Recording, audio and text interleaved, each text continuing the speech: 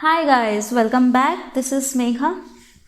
Okay, so last video में I have discussed about hematopoiesis कि cells बन कैसे रहे हैं. उसमें दो lineage हमने पढ़ी थी, myeloid lineage and lymphoid progenitor वाली lineage पढ़ी थी. इसमें हम discuss करेंगे in this video myeloid lineage के बारे में, cells के बारे में, उनकी खास बातों के बारे में. So ये हम पढ़ चुके हैं, ये भी हम पढ़ चुके हैं. Then yes, myeloid lineage जो है वो first रिस्पॉन्डर्स है इन्फेक्शन के लिए, तो हम कह सकते हैं ये इन्नेट इम्यूनिटी प्रोवाइड करते हैं, क्योंकि हमने देखा है माइलोइड लिंकेज में न्यूट्रोफिल बन रहा है, बेसोफिल बन रहा है, यूसिनोफिल बन रहा है, देन डेंड्रेटिक सेल बन रहा है, मोनोसाइट्स बन रहे हैं, and we know these are parts of this innate immunity, right. ये भी हम पढ़ चुके हैं. इसमें ग्रेनुलोसाइट जो है उसमें उसको हम पीएमएन भी बोलते हैं, एक ग्रेनुलोसाइट है. स्टार्ट करते हैं ग्रेनुलोसाइट्स के साथ. ग्रेनुलोसाइट्स को हम ये पीएमएन भी बोलते हैं, जिसका मतलब है, मतलब फुल फॉर्म है पॉलीमॉर्फोन्यूक्लियर ल्यूकोसाइट्स. इसका मतलब है कि ये वाले जो सेल्स हैं, जो पॉलीमॉर्फोन्यूक्लियर ल्यूकोसाइट्स हम जिन्हें बोल रहे हैं, उनका जो न्यूक्लियस है उनकी मॉर्फोलॉजी अलग अलग है, इसीलिए हमने इसको पीएमएन बोला है. इन्हें हम ग्रेनुलोसाइट्स भी बोलते हैं. इसमें 3 सेल आते हैं, basophil, eosinophil and neutrophil, right. याद रखना है बिल्कुल अच्छे से, डाउट नहीं रखना है किसी यहाँ पर, कहीं भी छपना चाहिए दिमाग में कि ग्रेनुलोसाइट मतलब बेसो, ईओ एंड न्यूट्रो. देन ग्रेनुलोसाइट्स की जो है वो लाइफ कम होती है, एंड ये क्या करते हैं, इनमें एंजाइम रिच लाइसोसोम प्रेजेंट होते हैं जो कि किल करते हैं, जो कि माइक्रो ऑर्गेनिज्म या पैथोजन होता है. देन इनके अंदर ग्रेन्यूल्स प्रेजेंट होते हैं. ग्रेन्यूल्स, वो ग्रेन्यूल्स क्या हैं, वो कुछ केमिकल्स हैं, कुछ एंजाइम्स हैं जो कि पैथोजन को किल करने में हेल्प कर रहे हैं, राइट. देन जो ये ग्रेनुलोसाइट्स किलिंग करते हैं, ये हम पहले भी पढ़ चुके हैं एडेप्टिव वाली में कि वो किलिंग कैसे करते हैं, इनेट वाली में सॉरी, किलिंग कैसे करते हैं. वो ऑक्सीजन, कुछ टॉक्सिक कंपाउंड्स बनाते हैं, पेरोक्सीडेज, सुपर ऑक्साइड, ऐसे कंपाउंड्स बनाते हैं जिसकी वजह से पैथोजन जो है वो मर जाता है. एंड जो ये इनके अंदर कुछ बैक्टीरियोसीडल प्रोटीन्स भी प्रेजेंट होते हैं, लैक्टोफेरिन. एक हमने पढ़ा था डिफेंसिन, राइट. तो ये नाम याद रखना है, क्योंकि एमसीक्यू में बहुत कंफ्यूजन होता है जब ये 3-4 नाम इकट्ठे होकर आ जाते हैं, तो क्लियर रखना है सब कुछ. And this is the figure जो मैं इनेट में लगानी भूल गई थी. तो ये वो फिगर है जिसमें जो फैगोसाइटोसिस हो रहा है, वहाँ अंदर हो क्या रहा है बैक्टीरिया के साथ, उसकी ये फिगर है कि ये अगर ये जो पर्पल ये सेल जो है, ये अगर हम मान लें कि ये मैक्रोफेज है, इसका ये न्यूक्लियस है, ये जो ब्राउन कलर के बैक्टीरिया है ये पहले बाहर होंगे, ठीक है. ये मैक्रोफेज ने इसको एनगल्फ कर लिया होगा, मतलब फैगोसाइटोसिस कर लिया होगा, इसको अंदर ले गया होगा, फैगोसोम बना होगा, और उस फैगोसोम को जो है वो लाइसोसोम के साथ फ्यूज हो गया होगा, तो इससे फैगोलाइसोसोम बन गया. अब ये पूरा फैगोलाइकोसोम बन गया. अब इसके अंदर ये 2 बैक्टीरिया कैद हो गया. अब इनकी लगानी है, वो लगेगी कैसे, इनकी मतलब इनकी किलिंग कैसे होएगी, वो होएगी ऑक्सीजन टॉक्सिक कंपाउंड. ऑक्सीजन को यूज़ करके टॉक्सिक कंपाउंड बनेंगे, hydrogen peroxide, oxygen super oxide of oxygen, then this H2O2, NO nitric oxide. ये सब टॉक्सिक हैं, जिसकी वजह से ये क्या होएगा, ये बैक्टीरिया जो है वो किल हो जाएगा. देन अब सबसे पहले हम बात करते हैं न्यूट्रोफिल की, जो कि ग्रेनुलोसाइट है एक न्यूट्रोफिल. ये सबसे ज़्यादा प्रेजेंट होते हैं WBC में. 50 टोटल अगर देखें तो उसमें 50 to 70% जो है न्यूट्रोफिल है. तो हम कह सकते हैं कि सबसे ज़्यादा कौन प्रेजेंट है, न्यूट्रोफिल प्रेजेंट है. तो हम जब ब्लड स्लाइड बनाते हैं, कॉलेज में बनाई है सबने, तो ब्लड स्लाइड बनाते हैं, तो उसमें जब सेल्स देखते हैं तो सबसे ज़्यादा हमें RBC दिखता है, और फिर हमें न्यूट्रोफिल ही दिखता है उसके बाद, क्योंकि ये सबसे ज़्यादा नंबर में प्रेजेंट होते हैं RBC के बाद. सबसे ज़्यादा तो RBC ही प्रेजेंट होता है, राइट. एंड इसके फिगर देखें तो ये ट्राइलोब्ड है. इसका जो न्यूक्लियस है, इसको हम पहचानते कैसे हैं कि ये ट्राइलोब्ड है. ये स्टेनिंग वाली फिगर है, ये वाली जो फिगर दिख रही है हमें, ये वाली, ये स्टेनिंग वाली फिगर है, क्योंकि ये WBC है, वाइट ब्लड सेल्स हैं. ये इनका कोई कलर नहीं है, दे आर ट्रांसपेरेंट, इनका तुम नहीं देख सकते, तो इनकी स्टेनिंग करनी पड़ेगी इन्हें देखने के लिए. तो इनकी स्टेनिंग करते हैं. स्टेनिंग के लिए डाई यूज़ होती है, H&E वाली भी हो सकती है, मेटोजाइलिन ईओसिन भी हो सकती है, जिमसेन स्टेन भी यूज़ हो सकता है, मिथाइलिन ब्लू भी हो सकता है. तो अलग अलग होती हैं. तो ये इसमें देख रहे हैं ना, ये अंडर माइक्रोस्कोप वाली जो फोटो है वो है, ये 3 लोब्स हैं, तो हम कह सकते हैं ये न्यूट्रोफिल है. देन जो न्यूट्रोफिल है वो उसकी लाइफ कुछ डेज की होती है. होता क्या है कि न्यूट्रोफिल जो है वो ब्लड में ECF में घूमता रहता है, वो हेल्दी टिश्यू में कभी नहीं होएगा. जब किसी टिश्यू के अंदर कोई इन्फेक्शन आएगा तो ये वहाँ पे अंदर जाएगा, अपना काम करेगा, फैगोसाइटोसिस करेगा, किलिंग करेगा, एंड देन मर जाएगा. तो जो जितने भी इन्फेक्टेड वोन्स होते हैं वहाँ पे जो पस मिलती है, जो कभी पस बन जाती है वाइट या ग्रीन कलर की, जो उस पस का सेलुलर कंपोनेंट है वो मरे हुए न्यूट्रोफिल्स ही होते हैं। जो मरे हुए न्यूट्रोफिल्स है वो मिलकर के वो पस बना देते हैं। और जो ये जब कहीं पे इन्फेक्शन होता है तो न्यूट्रोफिल का जो एक नंबर है वो इंक्रीज हो जाता है। इस कंडीशन को ल्यूकोसाइटोसिस बोलते हैं। देन अभी न्यूट्रोफिल को कैसे पता है कि इस टिश्यू में इन्फेक्शन है, इसके अंदर हमें जाना है? कोई चिट्ठी थोड़ी आई है उसके पास। तो होता क्या है कि जो ऑलरेडी उस इन्फेक्शन की साइट पे सेल प्रेजेंट है, चाहे वो मैक्रोफेजेस है चाहे वो खुद न्यूट्रोफिल्स ही प्रेजेंट है, वो क्या करेंगे, वो कीमोकाइंस रिलीज करते हैं, कुछ केमिकल्स रिलीज करते हैं जो आसपास के जो बाहर ब्लड में ईसीएफ में और सेल्स घूम रहे हैं उन्हें एक सिग्नल देते हैं कि यहाँ इन्फेक्शन है, please come here and help us to kill this pathogen. Right, तो कीमोकाइंस का काफ़ी बड़ा रोल होता है। Then neutrophils are dominant first responders to infection. ये हम पढ़ते आ रहे हैं इनेट इम्यूनिटी में, हमने देखा था कि न्यूट्रोफिल और मैक्रोफेजेस काफ़ी रोल प्ले कर रहे हैं इन्फेक्शन में। देन नेक्स्ट इज इयोसिनोफिल, जो कि दूसरा सेल है हमारा ग्रेनुलोसाइट का। ये भी फेगोसिटिक है लाइक न्यूट्रोफिल की तरह। इसका न्यूक्लियस देखें तो इसका न्यूक्लियस जो है वो बाइलोब्ड है, मतलब इसमें 2 लोब्स प्रेजेंट है। और ये देखिए इसमें ये स्टेनिंग वाली स्लाइड की पिक्चर है, तो इसमें हम देख सकते हैं 2 लोब्स प्रेजेंट है, 1 और 2, राइट।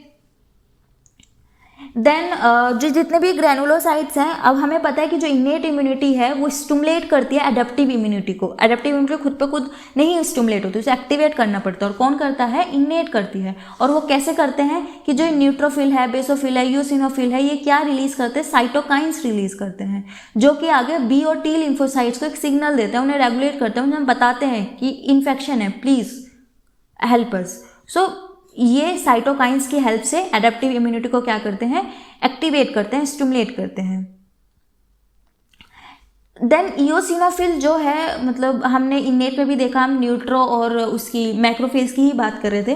तो इयोसिनोफिल का जो मेन काम है वो एलर्जिक रिएक्शंस में होता है, जहाँ पे कोई एलर्जी है फिर अस्थमा है, इनमें ज़्यादा काम होता है इसका। देन बेसोफिल, जो कि तीसरा सेल है हमारा ग्रेनुलोसाइट का या PMN का। इसके फिगर देखें, न्यूक्लियस देखें, तो ये 2 से 3 लोब्ड हो सकता है, मतलब यूजुअली 2 लोब्ड ही होता है, 2 से 3 होता है। इस तरह की इसकी कुछ शेप होती है और इसमें स्टेनिंग के बाद ये कुछ ऐसा दिखता है। देन यस, ये नॉन फैगोसिटिक है। पिछले 2 साल हमने पढ़े वो फैगोसाइटोसिस कर रहे थे, ये फैगोसाइटोसिस नहीं करेगा। तो ये किलिंग कैसे करेगा? ये ऐसे करेगा किलिंग कि जो इसके अंदर ग्रेन्यूल्स प्रेजेंट है, क्योंकि मैंने बताया ना कि ग्रेन्यूल्स जो है वो केमिकल्स है, कुछ एंजाइम्स है जो कि पैथोजन को किल करने में हेल्प करते हैं, उसको डिग्रेड करेंगे वो। तो ये अपने ग्रेन्यूल्स को बॉडी के बाहर, अपनी बॉडी के बाहर रिलीज करते हैं उस पैथोजन के ऊपर। तो ये उन्हें खा के नहीं बल्कि उनके ऊपर अपना ग्रेन्यूल्स को रिलीज कर दे रहा है। और जब भी हम ब्लड स्लाइड्स बनाते हैं ना, ब्लड स्लाइड बनाते हैं तो मतलब बहुत कम होता है कि बेसोफिल उसमें दिख जाता है। अगर 10 बच्चों ने स्लाइड बनाई उसमें से 1-2 की स्लाइड में बेसोफिल दिख जाएगा, मतलब काफ़ी कम होता है। तो इससे हमें ये पता चलता है कि बेसोफिल जो है वो सबसे कम है, लेस देन 1% होते हैं बेसोफिल प्रेजेंट, काफ़ी कम इनका नंबर होता है। सबसे ज़्यादा न्यूट्रोफिल है और सबसे कम बेसोफिल है। देन यस, बेसोफिल, बेसो मतलब बेस, लविंग, फिल मतलब लविंग, राइट। तो जब हम इसकी HNE स्टेनिंग करते हैं तो हिमेटोजाइलिन जो है, haematoxylin and this E for eosin, haematoxylin जो है वो बेसिक डाई है, जिसकी वजह से जो ये बेसिक डाई है तो फिर ये बेसोफिल के जो प्रोटीन्स हैं, बेसोफिल के अंदर जो प्रोटीन्स है, ग्रेन्यूल्स हैं, वो बेसोफिलिक हैं, उन पे बाइंड हो जाती है और क्या कलर देती है? ब्लू कलर देती है। तो बेसोफिल H&E स्टेनिंग के बाद ब्लू कलर के दिखते हैं इसके ग्रेन्यूल्स ड्यू टू हिमेटोजाइलिन। इयोसिन जो है एसिडिक डाई है, तो इयोसिन जो है, जो इयोसिनोफिल हमने पीछे पढ़े हैं जो फैगोसिटिक सेल है उन्हें पिंक कलर का करेगी, क्योंकि इयोसिनोफिल जो है वो एसिडिक डाई है, राइट। तो बस इतना याद रखना, बेसोफिल जो है वो ब्लू कलर देती है ये H&E स्टेनिंग के बाद। देन बेसोफिल के अंदर अगर हम देखें कि मेन जो हमारे पास ये है कि कौन सा उसके अंदर ग्रेन्यूल्स के अंदर मेन प्रोटीन जो है वो हिस्टामिन प्रेजेंट होता है। हिस्टामिन का नाम हमने कई बार सुना होगा एलर्जिक रिएक्शंस में, कि जहाँ पर कहीं इन्फेक्शन हो जाता है वहाँ पर रेडनेस हो जाती है, स्वेलिंग आ जाती है, देन पेन होता है, लाल हो जाता है पूरा का पूरा, वो सब हिस्टामिन की वजह से ही होता है, क्योंकि वो ब्लड वेसल्स की परमिलिटी को इतना इंक्रीज कर देता है कि वहाँ पे ज़्यादा से ज़्यादा ब्लड फ्लो करता है उस जगह पे, क्योंकि ब्लड फ्लो करता है क्योंकि ज़्यादा से ज़्यादा सेल वहाँ तक पहुँच सके और उस इन्फेक्शन को, उस पैथोजन को किल करने में हेल्प कर सके। इसलिए ब्लड परमिलिटी इंक्रीज हो जाती है, स्मूथ मसल की एक्टिविटी बढ़ जाती है, तो वहाँ पे एक झंझनाहट सी भी ऐसे फील होती है हमें, जहाँ पे कहीं इन्फेक्शन होता है या कहीं पे कुछ अंदर की चोट लग जाती है, इस तरह का। देन यस, बेसोफिल जो है वो मेनली अगर इनका रोल देखा जाए तो वो पैरासिटिक इन्फेक्शंस में ज़्यादा होते हैं, कि अगर कोई बॉडी में वोम आ जाए या हेलमेट कोई आ जाए तो बेसोफिल ज़्यादा एक्टिव मिलेंगे एज़ कम्पेयर टू कि अगर कोई बैक्टीरिया आ जाए, तो बैक्टीरिया आएगा तो ज़्यादा न्यूट्रोफिल एक्टिव होंगे। तो पैरासाइट के लिए बेसोफिल ज़्यादा एक्टिव होते हैं और नंबर इनका कम है ही। देन मास्ट सेल, ये भी माइलोइड लिंकेज से ही, लीनेज से ही बन रहे थे, माइलोइड प्रोजेनाइटर सेल से ही मास्ट सेल बन रहे थे।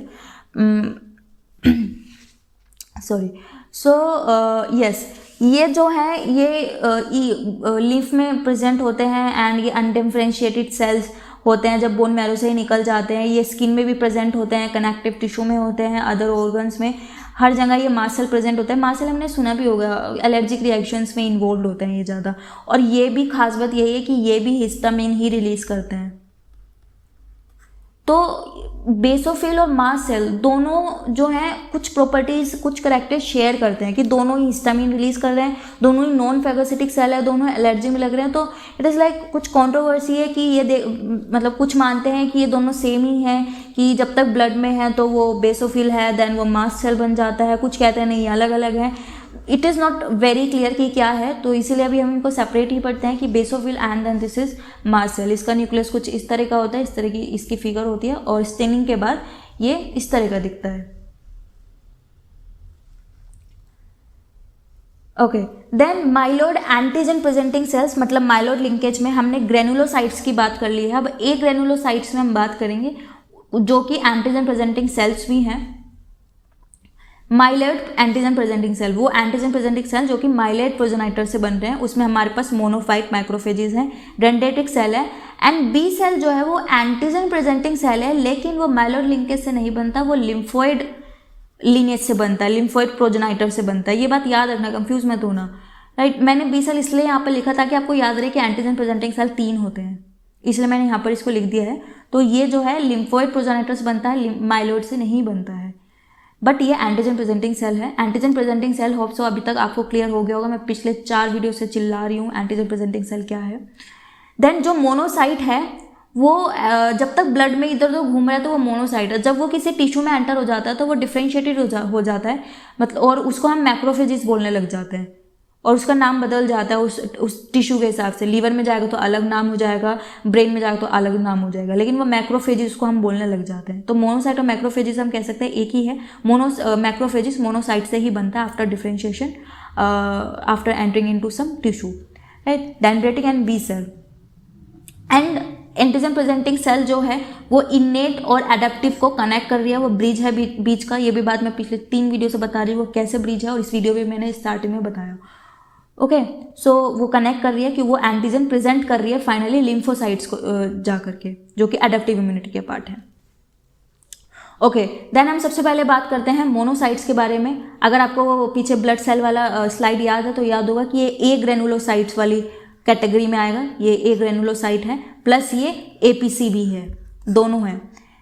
5 to 10% है ये वाइट ब्लड सेल में, 5 to 10% है। देन इसका रोल ऑप्सोनाइजेशन में, opsonization I will discuss later, but याद रखना मोनोसाइट्स का जो रोल है वो ऑप्सोनाइजेशन में भी आता है। होता क्या है कि जो एंटीजन पे एंटीबॉडी बाइंड होती है ऑलरेडी, एक एंटीजन है इस पर ऑलरेडी एंटीबॉडी बाइंड है, इसको एनगल्फ कर लेता है मोनोसाइट, इसको खा लेगा, इसको ऑप्सोनाइजेशन बोलते हैं।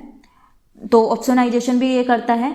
देन हमने बताया कि जो मोनोसाइट है वो जब किसी टिश्यू में चला जाता है तो उसका एक डिफरेंशिएट हो जाता है वो स्पेसिफिक टिश्यू मैक्रोफेज में, उस टिश्यू का वो मैक्रोफेज बन जाता है। मोनोसाइट का मैक्रोफेज बोलने बोलता है कि अगर वो लीवर में जाएगा तो उसको कफर सेल बोलेंगे, लंग में जाएगा तो एल्वेओलर मैक्रोफेज बोलेंगे, रेड पल्प में जाएगा, वाइट और रेड पल्प होता है ना, तो रेड पल्प में जाएगा स्प्लीनिक मैक्रोफेज बोलेंगे, और अगर पेरिटोनियल फ्लूइड में जाएगा तो हम इसको पेरिटोनियल मैक्रोफेज बोलेंगे, और अगर वो जाएगा सेंट्रल नर्वस सिस्टम में तो हम इसको क्या बोलेंगे, माइक्रोग्लियल सेल बोलेंगे। तो इसके नाम बदल जाते हैं, मैक्रोफेज बोलने लग जाते हैं हम इसको, और नाम भी स्पेसिफिक हो जाता है। देन मोनोसाइट का अगर फिगर देखें तो वो ये है, इसका जो न्यूक्लियस है इसके अंदर ग्रेन्यूल्स नहीं है बिकॉज ये एक ग्रेनुलोसाइट है। देन इसका फिगर देखें तो ये है, इसका जो न्यूक्लियस है किडनी शेप, होर्स शू शेप हम कह सकते हैं, काफ़ी बड़ा सेल होता है मोनोसाइट का। ये सबसे बड़ा सेल ही होता है WBC में। अगर कोई बड़े सेल है तो वो मैक्रोफेजेस ही होते हैं, सबसे बड़े सेल। मैक्रो फॉर बड़े, मतलब बड़ा जो होता है मैक्रो, एंड फेज मतलब जो फेगोसाइटोसिस करे, तो मैक्रोफेजेस सबसे बड़े सेल है, सबसे ज़्यादा नंबर में न्यूट्रोफिल है, सबसे कम बेसोफिल है, सबसे बड़ा सेल मोनोसाइट या मैक्रोफेजेस है, राइट। मैक्रोफेजेस ये हैं जो टिश्यू में जाने के बाद एक डिफरेंशिएशन होता है, तो हम मोनोसाइट को मैक्रोफेज बोलते हैं। तो मैक्रोफेज की फिगर देखो तो ऐसी है, न्यूक्लियस देख रहे हैं किस तरह का है, इतना बड़ा सा है एंड इट इज़ लाइक बड़ा सेल है काफ़ी। तो then dendritic cell, this is another antigen presenting cell है ये, जो कि माइलोइड लिंकेज और लिम्फोइड प्रोजेनाइटर दोनों से बनता है। यस, ये माइलोइड और उससे दोनों से बनता है। ये एंटीजन प्रेजेंटेशन करता है, एंटीजन को कैप्चर करता है इन लोकेशन, उसको खाता है, एंटीजन प्रेजेंट करता है अदर लोकेशन में। देन इमेच्योर सेल जो होते हैं वो कैप्चर एंड यस, बस यही है इसमें कि आउटसाइड द लिम्फ नोड वो इमेच्योर होता है और उसको खा लेता है जो कि पैथोजन होता है, फिर उसको प्रेजेंट करता है अपने ऊपर और फिर वो मूव कर जाता है किसी सेकेंडरी लिम्फोइड ऑर्गन में। वो लिम्फ नोड हो सकता है, लाइक यहाँ पे लिखा है कि it migrate to the lymph nodes where they represent the antigen to the naive T cells, जिसकी वजह से एडेप्टिव इम्यूनिटी जो है वो स्टार्ट हो जाती है। तो ये कहानी मैं आपको बार बार सुना चुकी हूँ डेंड्रेटिक सेल की। डेंड्रेटिक सेल कुछ ऐसा दिखता है, ये वाली जो फोटोग्राफ है ये वाली, ये है SEM की स्कैनिंग इलेक्ट्रॉन माइक्रोस्कोप माइक्रोग्राफ है, ये कुछ ऐसा दिखता है इलेक्ट्रॉन माइक्रोग्राफ में, ये सुंदर दिख रहा है। देन हाँ, तो डेंड्रेटिक सेल को डेंड्रेटिक इसलिए बोलते हैं क्योंकि इसमें इस तरह से डेंड्रियाड्स होते हैं, जैसे हमारे नर्व सेल्स में प्रेजेंट होता है ना, इस तरह से इसमें प्रेजेंट होता है, इसलिए इसको डेंड्रेटिक सेल बोलते हैं। और ये डेंड्रियाड्स इसलिए होते हैं सरफेस एरिया इंक्रीज करने के लिए, क्योंकि ये एंटीजन को क्या करें, इनके ऊपर MHC सेकेंड मोलिक्यूल प्रेजेंट है, तो ये एंटीजन को अपने ऊपर ऐसे लगा के रखते हैं। तो जो टी लिम्फोसाइट्स है वो इनके आसपास ऐसे घूमते रहते हैं देखने के लिए कि कोई एंटीजन लगा तो नहीं है इनके ऊपर, ऐसे ऐसे घूमते रहते हैं। तो एक तरह से सरफेस एरिया इंक्रीज करते हैं, इस तरीके से डेंड्रियाड्स बन जाते हैं, सरफेस एरिया इंक्रीज हो जाता है browsing of this for browsing of this T lymphocyte. Yes, अगर आप बहुत डीप अंडरस्टैंडिंग और बहुत अच्छी अंडरस्टैंडिंग चाहते हैं इन सब के बारे में, तो एक बार इसको पोस्ट करके जरूर देखिएगा स्टार्ट को, कि न्यूट्रोफिल्स जो हैं उनमें जो मोलिक्यूल्स प्रेजेंट है, ग्रेन्यूल्स में क्या क्या प्रेजेंट है। प्रोटीएजेस प्रेजेंट है, प्रोटीएजेस मतलब जो प्रोटीन को डिग्रेड करेंगे, और इनके एग्जाम्पल क्या है, इलास्टेज और कोलाजिनेज प्रेजेंट है। कोलाजिनेज कोलेजन को इलास्टेज खत्म करेगा। Anti microbial peptide, defensin and lysozyme, पीछे हम इनकी बात कर चुके हैं। प्रोटीएज इनहिबिटर, हिस्टामिन, और देन हिस्टामिन बेसोफिल में भी प्रेजेंट है, कीमोकाइंस, ये सब। मतलब एक बार देख के इसको थोड़ा रोक के ज़रूर देखिएगा, काफ़ी अच्छा अंडरस्टैंडिंग मिल जाएगा आपको, और इनका फंक्शन क्या है वो भी एक बार पढ़ लीजिएगा। देन यस, एक बार नंबर की हम जरूर बात कर लेते हैं, क्योंकि ऐसा नहीं है कि खुद पे खुद अपना नंबर ही, ये कितना भी नंबर हो सकता है वाइट ब्लड सेल का, हर एक चीज़ का नंबर स्पेसिफिक है। अगर स्पेसिफिक नहीं रहेगा, मतलब ऊपर या नीचे होएगा, तो फिर वो डिजीज़ बन जाता है। वी ऑल नो ना कि ब्लड टेस्ट होता है, उसका रीज़न ही यही होता है ब्लड टेस्ट का, कि देख सके कि नंबर उतना ही जितना है नॉर्मल रेंज में उतना है या ज़्यादा बढ़ा हुआ है तो मतलब कोई इन्फेक्शन है, कम है तो भी कोई प्रॉब्लम है, अगर प्लेटलेट्स कम है तो भी कोई प्रॉब्लम है, डेंगू है, राइट। सो अगर इस चार्ट में हम देखें तो RBC सबसे ज़्यादा प्रेजेंट होते हैं, फिर उसके बाद जो है प्लेटलेट्स होते हैं, देन ल्यूकोसाइट्स प्रेजेंट होते हैं। ल्यूकोसाइट्स में भी न्यूट्रोफिल सबसे ज़्यादा हैं, then lymphocytes, then this and basophil सबसे कम है। So this is about myeloid progenitor. I'll see you in next video. Thank you so much.